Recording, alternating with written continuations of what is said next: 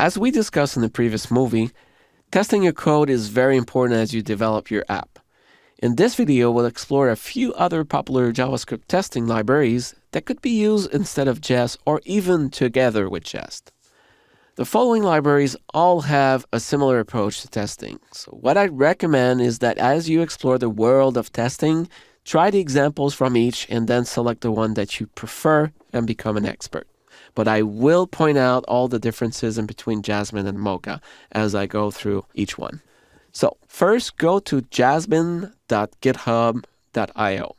And when you get to the page, scroll down a little bit and you'll see an example and you'll recognize that this is very, very similar to what we just did with Jest.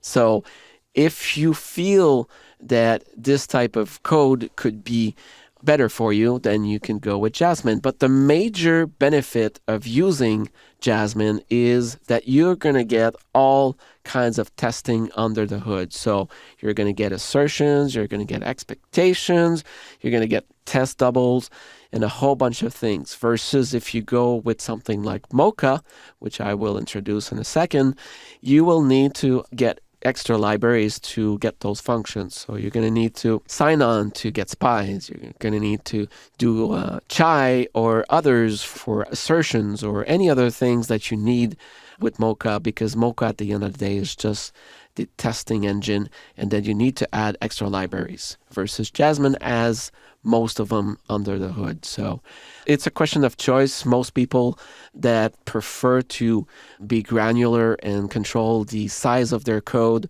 will go with something like Mocha and add what they need, versus someone that really doesn't care about that or wants to have all the kind of testing will go with something like Jasmine, or you can use Jest. So this is for Jasmine. So if you want to get started, you can go on the link here and get started with specific environments that you're working on, because there are ways to get Jasmine on Ruby and others as well.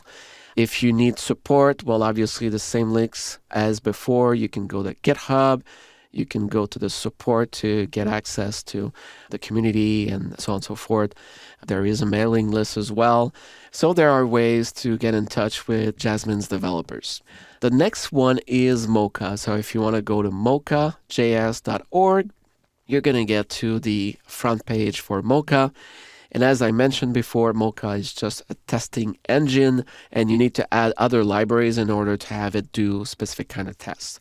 So for the resources, you have a list of features here, but where I want you to go is scroll all the way down to table of contents, and you're going to see all the details for installing Mocha, getting started with Mocha, and then the kind of tests that you want to do will be listed below, and the libraries that you need to install in order to make those tests. So for example, if we go to assertions, it's going to give you the other libraries you need in order to do the assertions. So for example, I use chai when I do expect and assertions with Mocha. That's what I use personally. So in the next video, we'll explore Apple Store resources for deploying your completed app. See you in a bit.